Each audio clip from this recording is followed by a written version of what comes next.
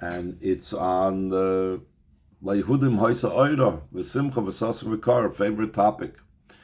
Lihudim Haisa Ora, וששון, ויקר, that after the Nes of Purim, it says in the Megillah that Yidden had light and joy and happiness and glory.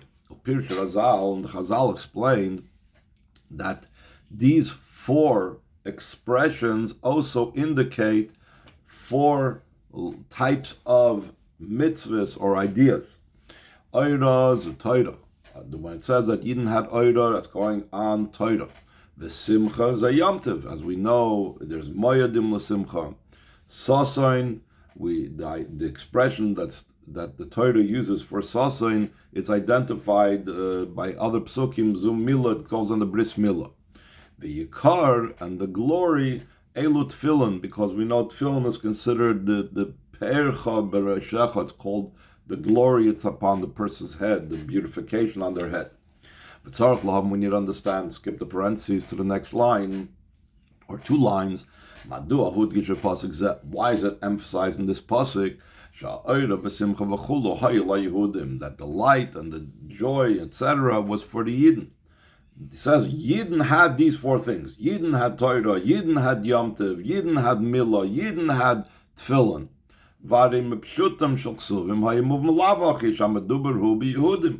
In the simple meaning of the psukim, we're talking about Yidden. So therefore, why do you have to even say that they had it? Obviously, there's an emphasis not just to tell us that Yidden had this, because Yidden always had this, but rather the emphasis over here is to tell us specifically the name Yehudi was connected with this. So that movement is that's understood from this.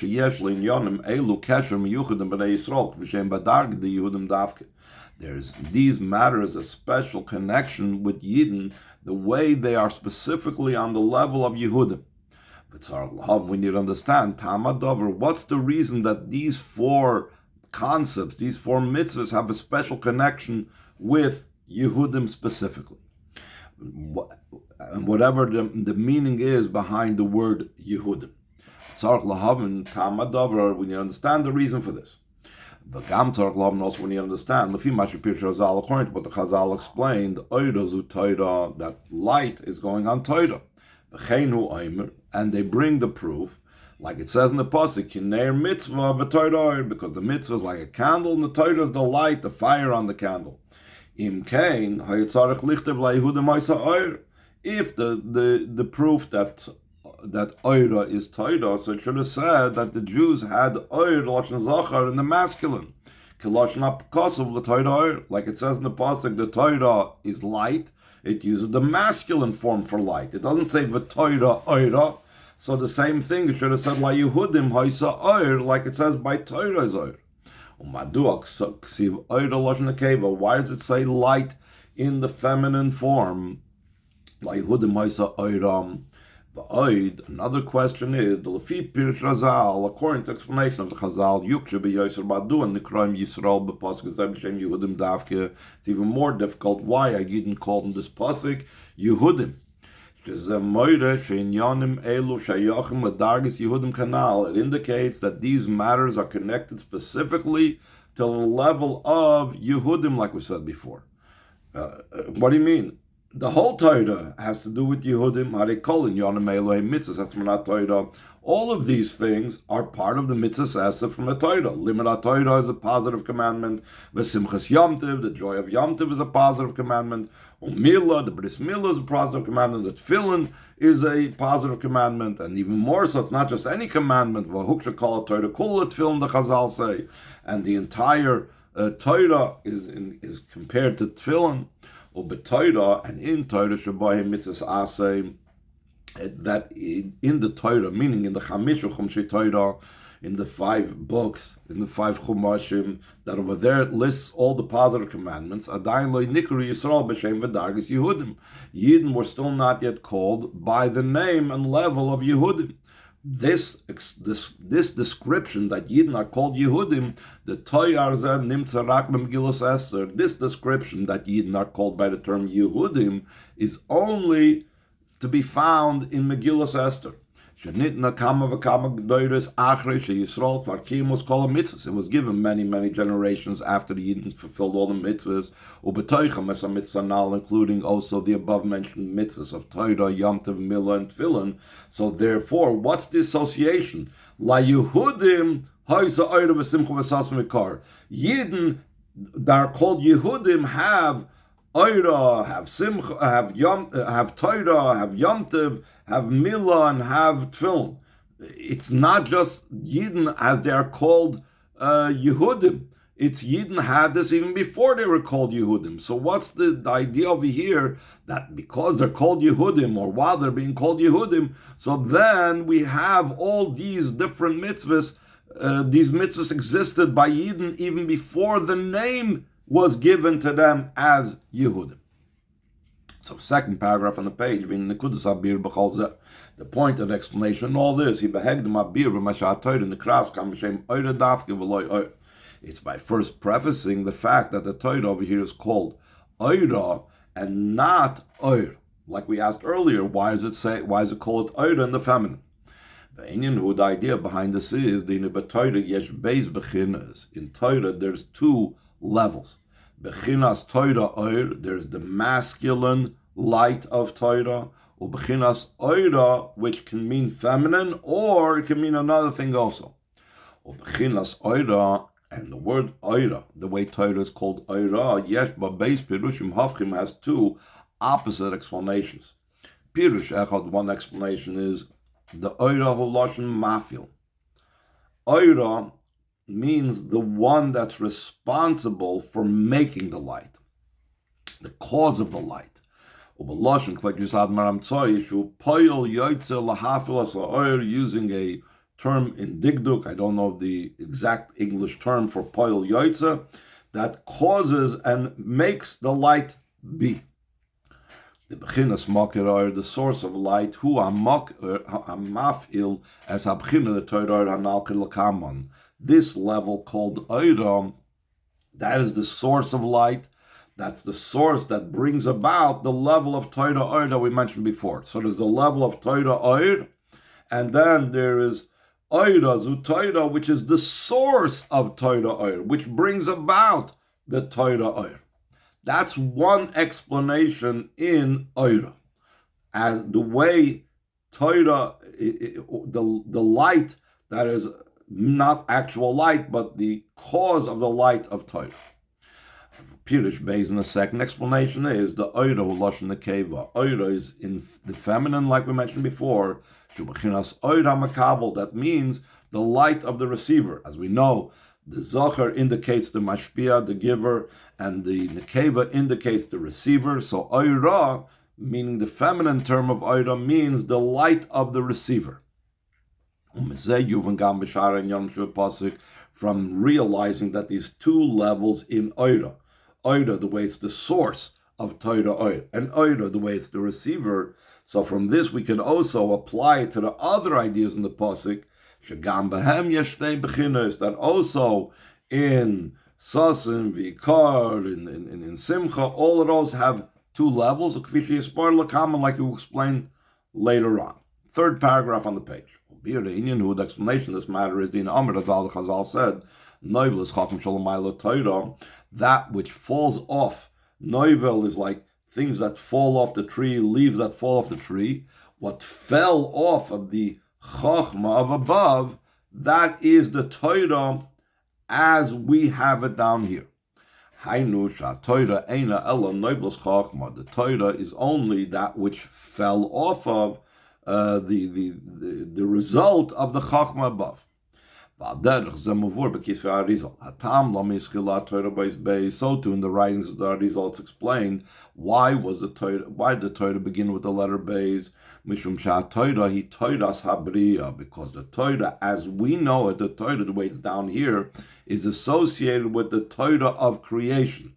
The world of creation begins with Beis, Bria. So that's why it begins with the letter Beis, Bereshis bara Elokim. But despite the fact that the Torah down here is the Torah of Bria, the Torah associated with Beis, and higher than the Torah, the way it's down here, the way it's before it fell down, there's Yesh Toiras Atzilus. There's the level of Torah of Atzilus. If we talk about the two levels of Torah that we are making a distinction right now, the way we are finding these two levels in Sfiras, with the Yesh Bechinos HaTorah Sheyechsel Sfiras HaChachma Kapanim Noivus Chachma. There's a level of Torah that's connected with the Sfiras of Chachma, at least that level of Chachma, the way it fell down below, so that's one level in Torah. And there's the level of Torah that's beyond the sphere of Chachma. So we're going to explain this from our own wisdom down here. In our own wisdom down here, we also have two levels in our Seichel. He says, just like with ideas and intellect down here below, there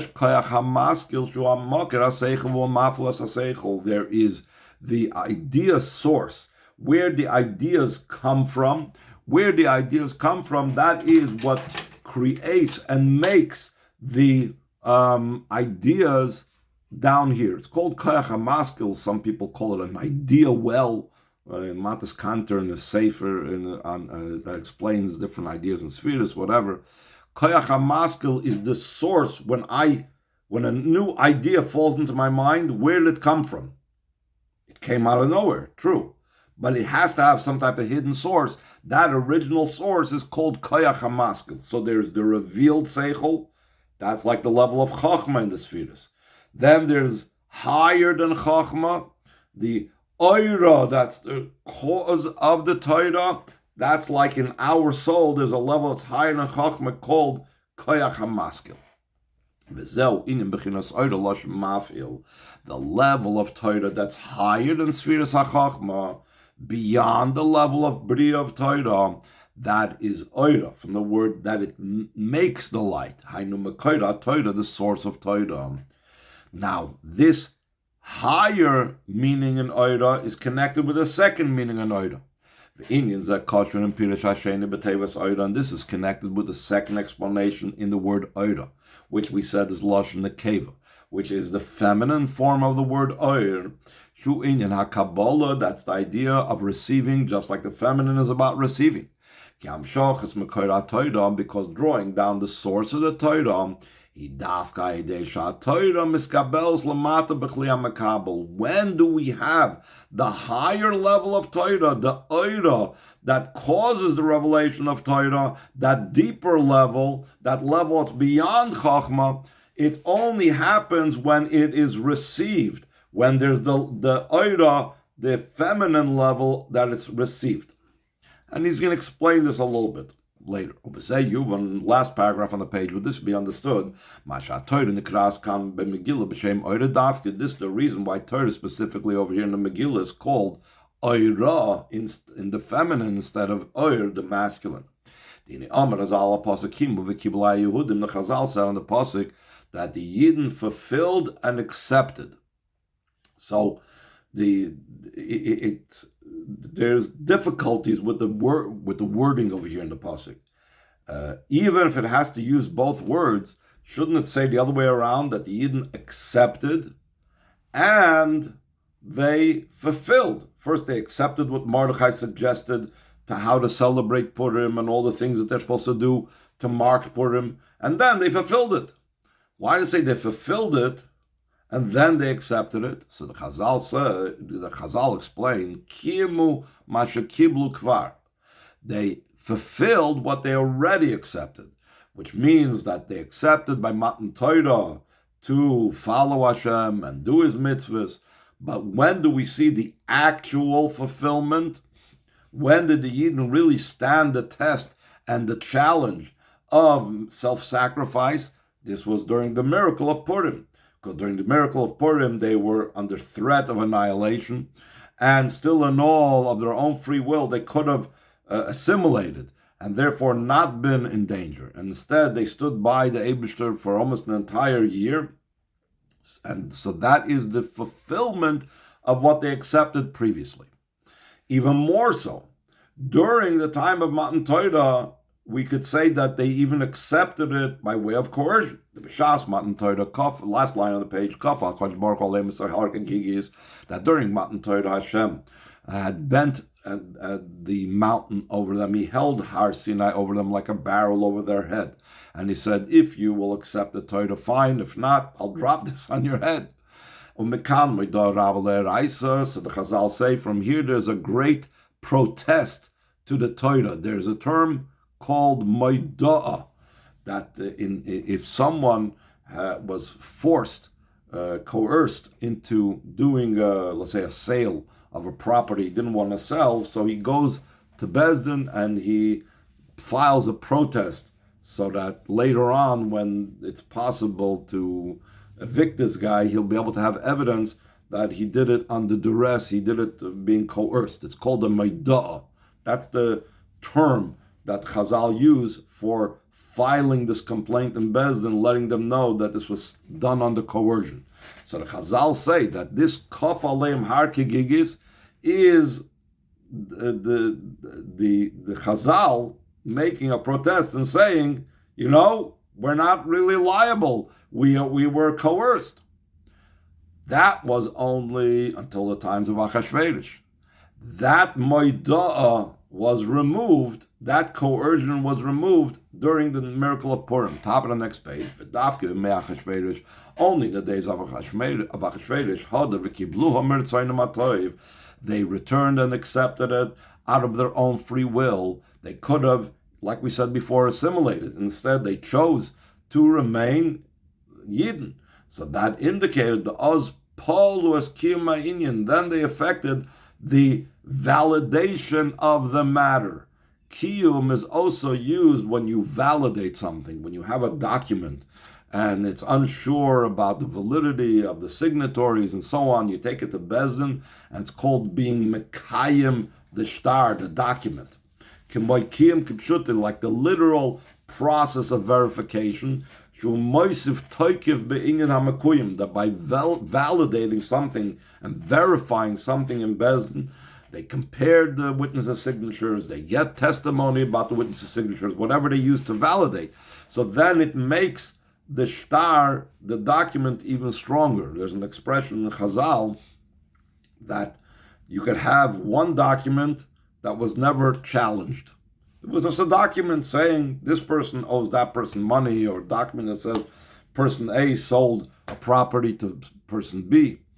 But it's not as strong as a document that maybe someone challenged and said, it's not true, this is a false document, we don't know who these witnesses are, and then you took the document to Bezdin, and the Bezdin investigated and validated it.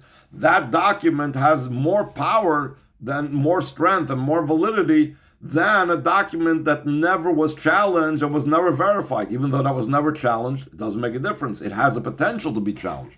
But this document that was validated now has a much more greater strength. So the same thing in this case, that we had kiyum. We said the word kiyum means like validation also. Now it became validated, our commitment to Hashem and the Torah, the Misham Vahala Kvarei Meidachulu, that from now on there isn't anymore any protest. The original protest against that we did it under coercion has now been removed, and now our commitment to the Torah is completely verified. So he says in line 3, moving for this is understood. Why is the Torah called the Megillah? In the term Ora, in the level of, which seems to be feminine, not Or as in the masculine term, the way the Torah was given from above, it's only the level of Torah Or, which is, like we said before, it's associated with Chachma, associated with Seder Ishtalshalos, through the validation, through the acceptance in the time of Achashverosh. That is the idea of Oira in the feminine. It's the receiver. We accepted it. We took it on. We received it. Not just it was imposed upon us from above by Hashem forcing us and coercing us to take it. So by our Oira, by our receiving and accepting, which is the idea of the feminine expression of Ora, we drew down from the Ora that's higher than Torah, the source of Torah above.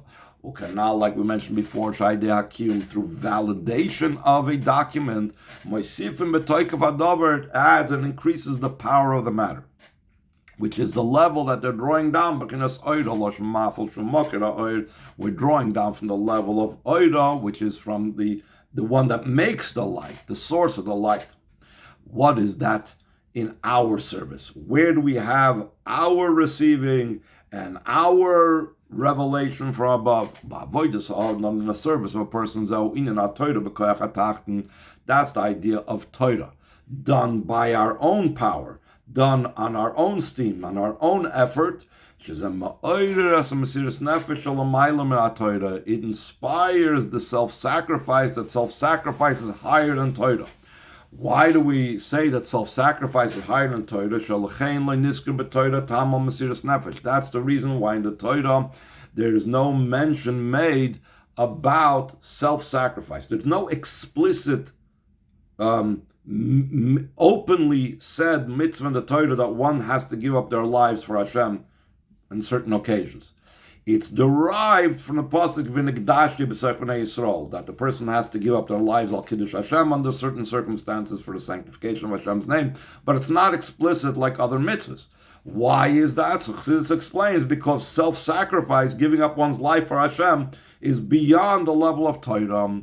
It comes from the essence of the soul. So just like we said, the Ora, the receiving part of light that we had during the times of Achashverosh, tapped in and brought down from the Ora, the source of the Torah above, the same thing by us. When we have the Torah by our own energy and power, the level of receiving of Torah, so then we draw down from the Ora of above, from the level of the highest level, the essence of the soul.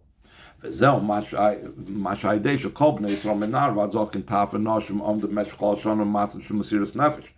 this is what we say, that all Yidden, from youth till the elderly, young children and even and women, they stood throughout the entire year in a state of self-sacrifice. It was almost an entire year from when the letters went out that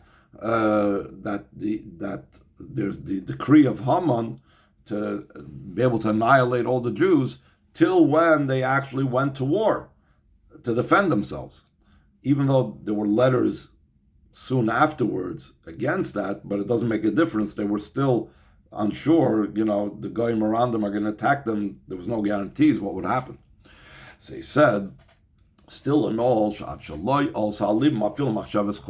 that entire year, there didn't even arise in their minds a foreign thought, meaning and even to think about giving up their Yiddishkeit. And the Rebbe says this is a chiddush of the Alter Rebbe. The Alter Rebbe says this in Torah. Only someone of the Alter Rebbe's stature can say what went on in the Yidden's minds in the times of Esther and Mordechai. In the ideas of Paulus Hakim B'Torah, through the self-sacrifice for almost an entire year, they affected the acceptance, the strength, the validation in Torah. It's the drawing down of the level of light. That's the source of the light of Torah, the Ora, the cause of the light. Now it's understood why Yidden are called in this pasuk by the name Yehudim, because drawing down the level of Ora, this source of light, which is higher than everything, that's specifically from the level of Yehudim. What is the specific level of Yehudim? The Yehudi who call me Shemoide B'chal Torah Kula V'Kofer B'Avodah Zarah. Who is called Yehudi? Yehudi is a play on the word Moide, accepting and admitting. Whoever accepts the entire Torah and denies Avodah Zarah is called a Yehudi. Hainu Avodah B'Koach HaTachten by Dog Murah. This means the Avodah with the power down here below and a complete acceptance ad l'mesiras nefesh, until self-sacrifice. We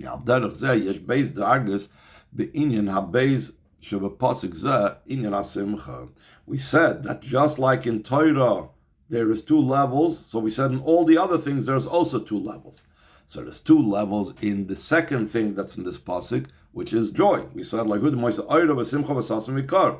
Ora, that's Torah. Joy, that's Yom Tov. So there's two levels in that as well. The Simchas Yom Tov B'chlal and B'di Vagbol in general, the joy of Yom Tov has a limitation, has a boundary to it. Like the Rambam rules, and it's brought down Shulchan Aruch and the Alter Rebbe Shulchan Aruch. During Yomim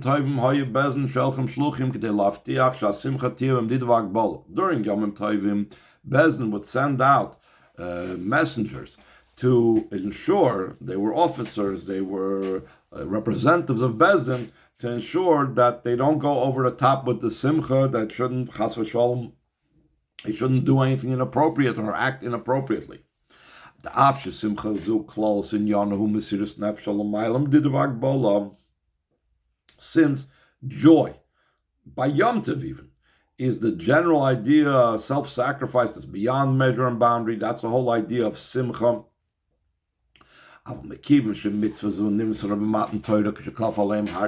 Since this mitzvah of joy was given to the Yidden during the giving of the Torah, when we said before that Hashem held a mountain over their head like a barrel, it came down from above. Now, what's the real meaning behind the Kaf Aleim Har Kegigis?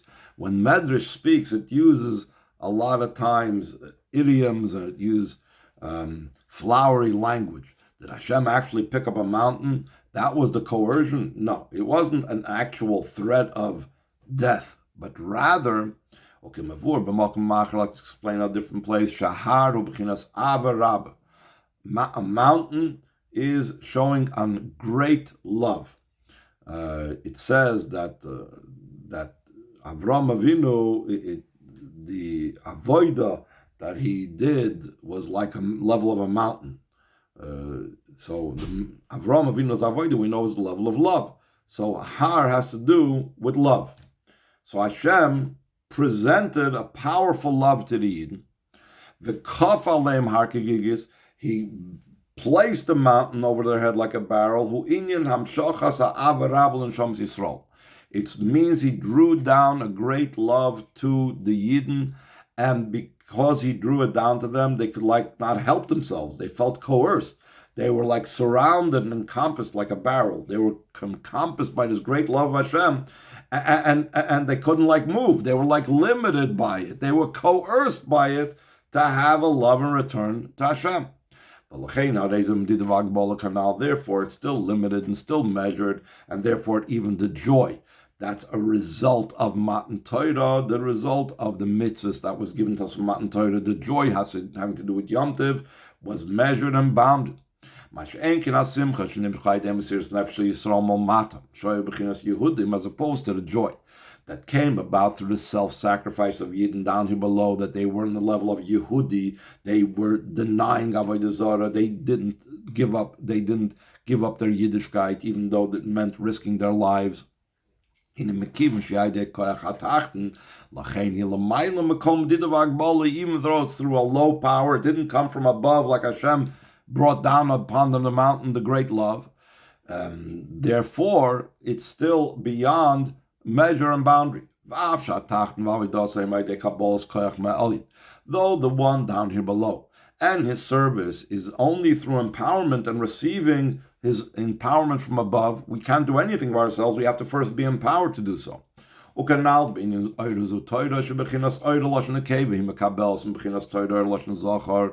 the level of Ora, light in the feminine, means that's receiving from the Torah Or, which is the masculine. But after we receive, after we are empowered, now that we're doing it on our own steam, afterward, through his avodah from below, we reach and we awaken deeper matters until a joy that's beyond measure and boundary. That's what it means, that after it says it says simcha, which is going on Yom Tov. Through the Yidden being in a state of Yehudi. Meaning, what is Yehudi? That they have this bittul and admittance from their own. It's their choice. They're doing it. Deze Paul avidasam shesimchas hayom tov tilamaylam kom didvagbola. Through that, their avodah affected that the joy of Yom Tov should be beyond every type of measure and boundary. V'hainu loy rak hasimcha de purim atzmish nikra gam kim shem Yom Tov kim evor makom acher. Not just the joy of Purim itself.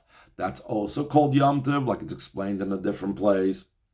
So you have the simcha of Purim on Purim. So that itself, we know the joy of Purim is without boundaries. But the Rebbe is going to say there's a deeper aspect to a unbounded part of Purim Simcha. So he says, but el oidzos shemepurim nimshachas hasimcha shel mitzvah kol shana kula.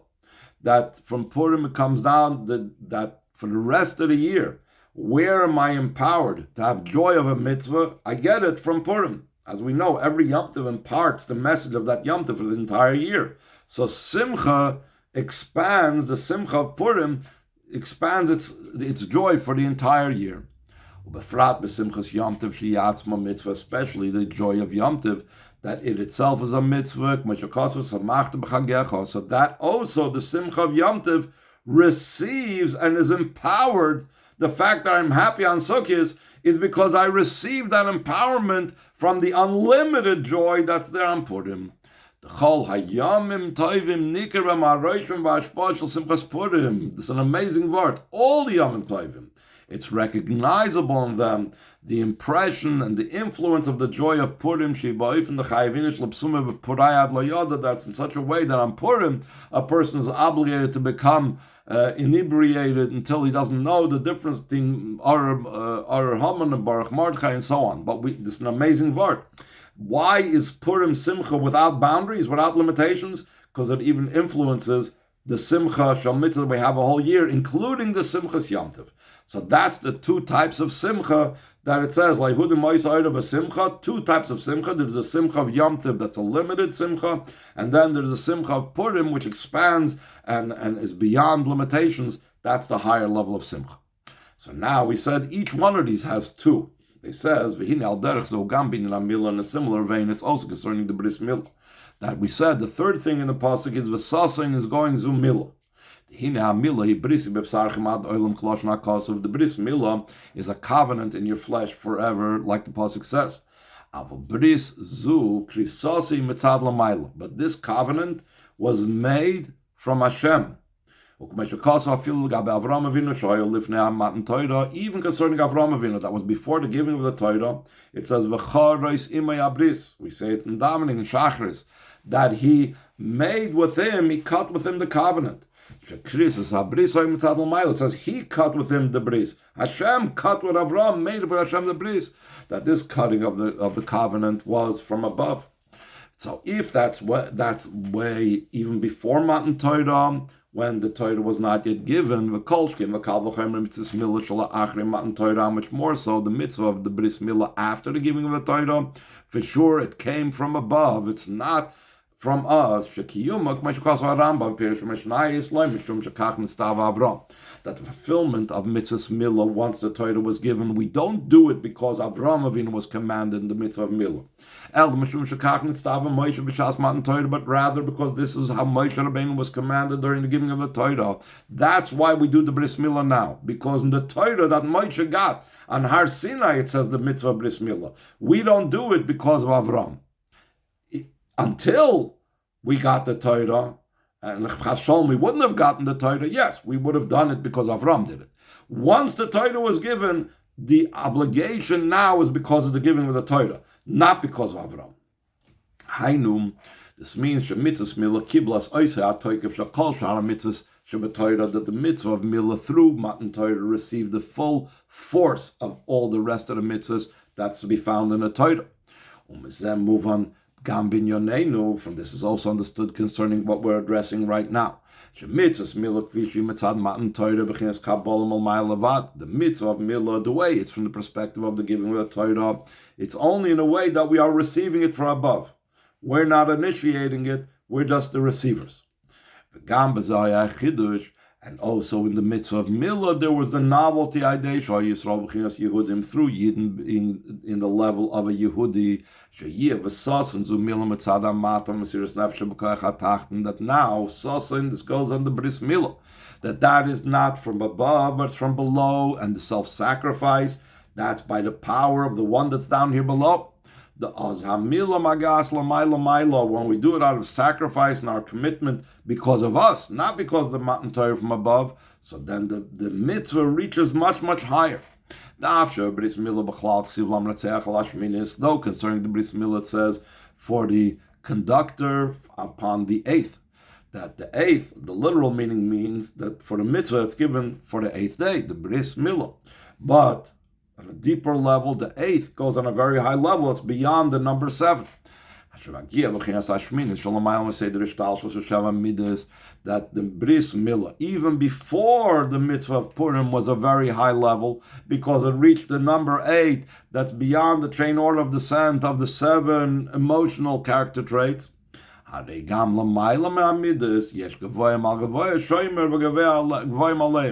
Even higher than the midas, there's a higher one over it that like protects it, and then there's higher than that. Meaning, as high as Bris Milah is, because the number 8, it's not as high as what we attained through our avoid of being a Yehudi during the occasion of Purim. The Afshe Bris Bechlal and Yon Lamaylam Didavak Bal Lamaylam Etamadas, though Bris in general is beyond any type of measure and boundary and beyond reason and understanding. Kimavur because the Torah Nitzav Bekam Kaimis like explain look at the Torah. Mikol Maknari Gambazeyesh Kamadargis, even in Bris Milah being beyond understanding, there are many levels. Okay, so like it's explained in a different place concerning Milah in general. There are 2 levels in Bris Milah. The Bris Milah is through the person himself. Like it says, you shall circumcise the blockage, the covering of your heart. So it says, it says, you shall circumcise your heart. So there's a Bris Milah that it's incumbent upon us. And then there's a Bris Milah that's done through Hashem. It says Hashem, your God, will circumcise you. So it's understood that there's 2 levels. There's what comes from above, and there's what comes from below. Move on from this understood. Once we know that there's 2 different types of Bris Milah, from this understood,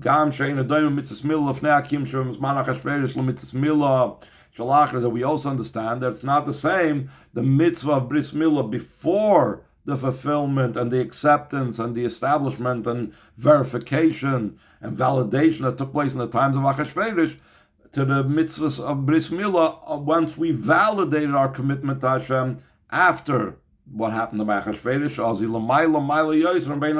It's so much higher incomparably. In the second paragraph on the page, similarly, it's also in the final matter in the pasuk, Vayikar. In the word Vayikar, meaning glory, the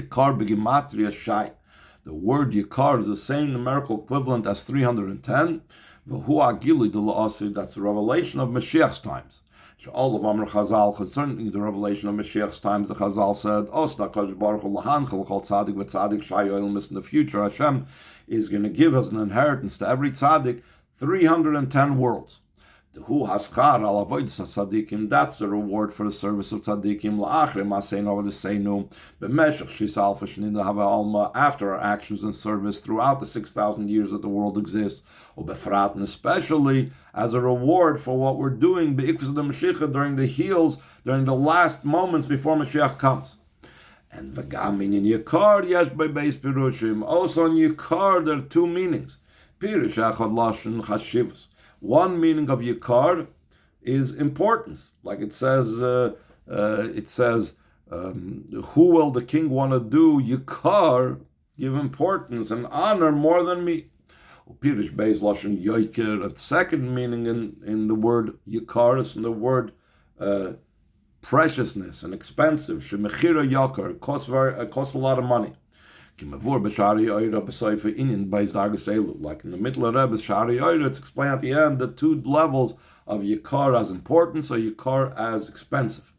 Specifically, the level of Yehudim, they have the level of Yikar. Yehudim, specifically through being in a level of Yehudim, through that they reach the level above of Yikar. The higher level of Yikar. Like we said, there's two levels. Keser is 620.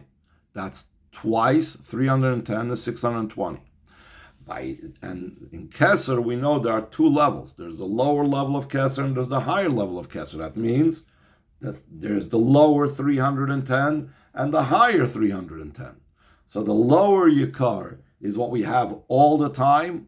And through being a Yehudi, through what took place in the times of Achashverosh, we reached the higher level of the 310, the higher level of Keser. By day avodah, now through the above-mentioned avodah of Mesiras Nefesh and self-sacrifice and doing the avodah from ourselves, not because we're doing it from above.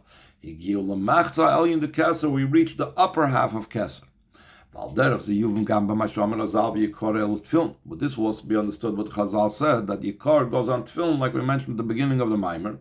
The tefillin nikraim b'shem keser v'atara. Tefillin is also called a crown that's placed on top of the head. V'zel gam toichen inyan tefillin. That's also the content of tefillin, shem lamayla mitam v'das. Tefillin is beyond reason. Like we're saying, the whole point of getting the level that's higher, meaning beyond reason, beyond chachma, the koyach hamaskil, and so on. That the part of the mitzvah of tefillin is that we are sublimating our heart to Hashem, we're sublimating our mind. That's why we put tefillin on the arm facing the heart. That means we're sublimating our heart. We put it on our head to sublimate our head, meaning that there's something beyond our head. There's something above our head that we are being bottled to. We are not basing it all on our own mind. Now, this was true always by tefillin, this sublimation to higher. But again, there's a difference the way it was from Matan Torah or after the story of Achashverosh. Amnam still in all, it's not the same. The sublimation that I do my heart and mind to beyond. The way it comes about as a result of this, what comes down from above, that Hashem brought down this great love, the mountain upon them, to the sublimation that comes as a result of the avodah down here below, by my own power. Like we say, a person wants his own measure more than 9 of another. Especially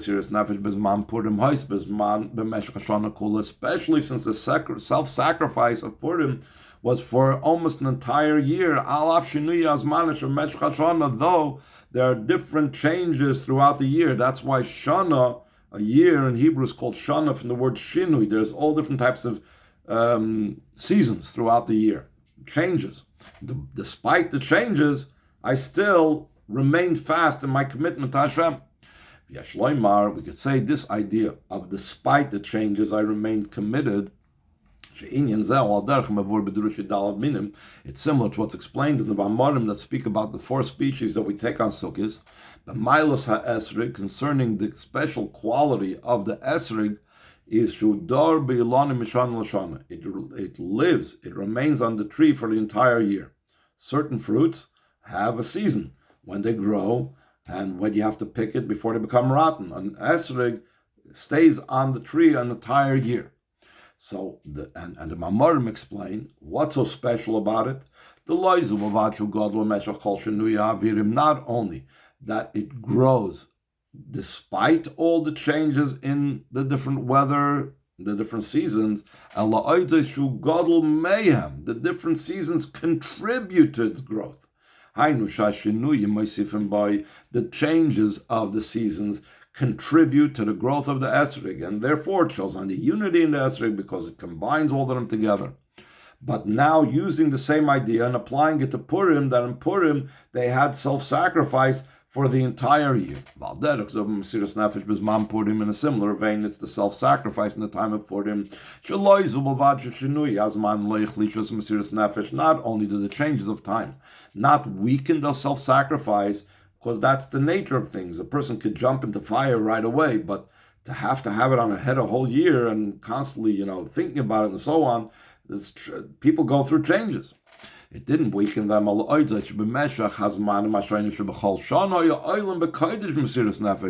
the different times of the year, throughout the year, they actually arose holier and holier in their self-sacrifice. From all this understood the advantage of the mitzvah of tefillin and the sublimation of the heart and the brain, that through them was there after such avodah. So it's understood how much greater my sublimation of my intellect is after a whole entire year of self-sacrifice to Hashem than what sublimate my mind and heart before all of this took place, before I had this self-sacrifice for an entire year. That's why, because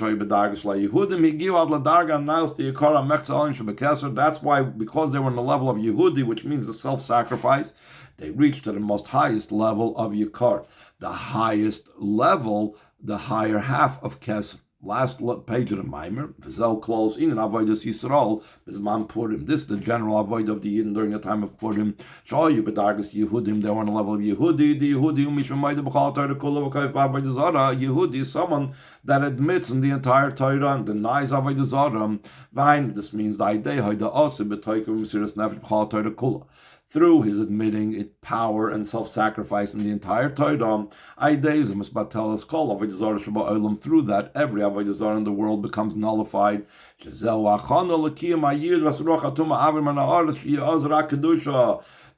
that is preparation for the fulfillment of the promise that'll be when Mashiach comes, that the spirit of impurity will be removed. I will remove from the land. There will be only holiness.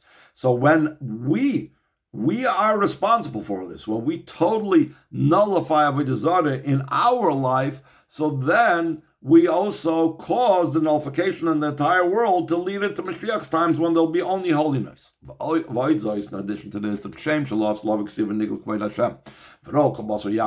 like when Mashiach comes, it says that in the future times it'll be that the glory of Hashem will become revealed and all flesh will see together godliness, that the revelation of holiness will be in such a manner that the entire creation, they will see with the eyes of flesh that the mouth of Hashem spoke.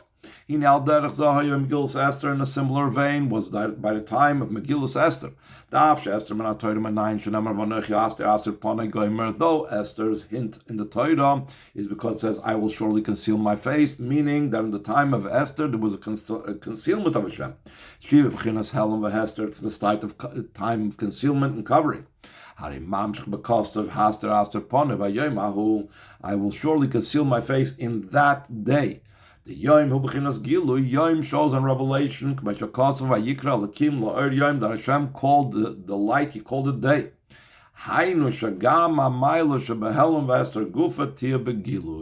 That even the advantage of what one gains from the concealment, that will become revealed. So that was revealed after the whole situation in Megillus Esther. That's connected with the service of Purim. The Gambas man, not even in a time when we are still servants of Achashverosh, a person is obligated to rejoice and to become inebriated in Purim until he does not know. Not knowing indicates an avodah that's beyond measure and boundary, beyond knowledge. This has to permeate also the person's body, till we see in a revealed way that even the physical body doesn't know the difference. That's the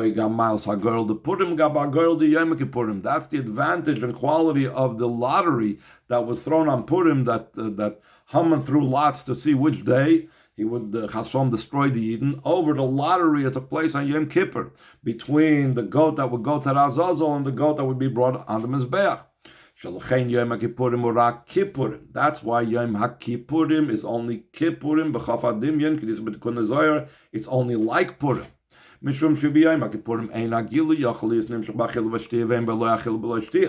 On Yom Kippur, it's so high, and so removed from the world it cannot become revealed in the world, and therefore it's prohibited from eating and drinking. As opposed to Purim, there's eating and drinking and in a over-the-top manner, because it shows that it permeates the body, like we said before, the level that's beyond reason and knowledge, the unlimited part permeates the body. Through this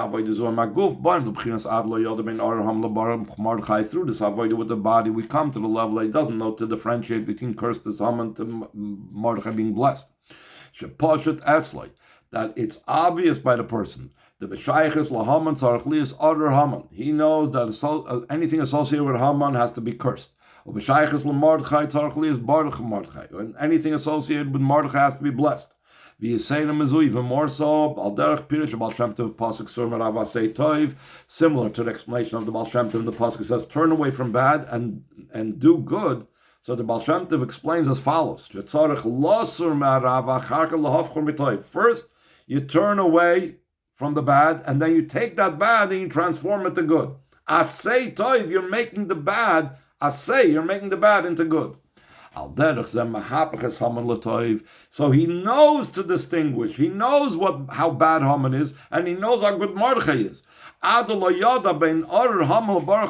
Means he takes the Haman and turns it over to good. He transforms darkness to light, and bitter to sweet, like it says in the Megillah, and it became transformed as base Haman Asalam Mordechai Yehudi, that the house of Haman was given to Mordechai the Jew. The same thing, the ring, the signet ring with which they would be able to send out the decrees, was also given over to Mordechai. And the last paragraph on the page, this is the state and situation where Yidden find themselves at the end of the time of goals. That the pasuk does not leave its simple meaning, that literally that this was a time of celebration. That's when Mordechai the Jew was the viceroy,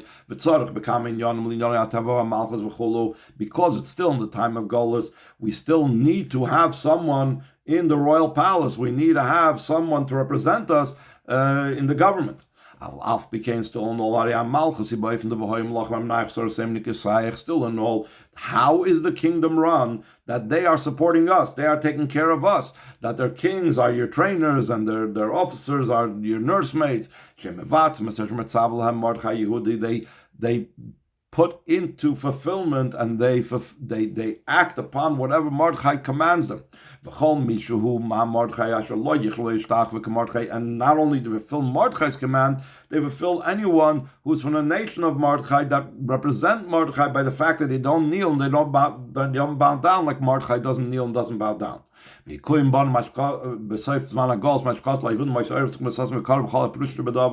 be fulfilled in us at the end of the time of Golos, where it says that Yidden will have light and joy and happiness and glory in all the meanings in it. Beginning from the simple meaning of it, literal light and joy and happiness, etc. We should have it, but in actuality, now, below 10 handbreadths, this should be a close preparation to the future redemption. Mismach Geula Geula, that one Geula of Purim should be close to the next Geula, the Geula of Mashiach. But from the Smicha Mamish, that it's actually close. The flow is the redemption that it says about Mashiach's times, like your days going out of the land of Mitzrayim. I will show you wonders. The Geula Zutavi Mechodesh Adar Shabari Mazli V'Takav Mazli. This Geula will come about or bring about in the days of the month of Adar. That the Adar, its Mazel is healthy and its mazel is strong. Then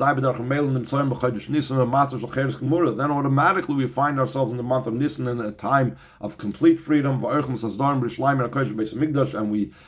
we make the Seder in Yerushalayim, the holy city, and the Beis Hamikdash K'maimer, like we say in the Haggadah, we will eat over there from the Karbonis and from the Karban Pesach, because we will immediately be redeemed before Pesach. It came in the true and complete redemption through Mashiach, speedily in our days of Mamosh.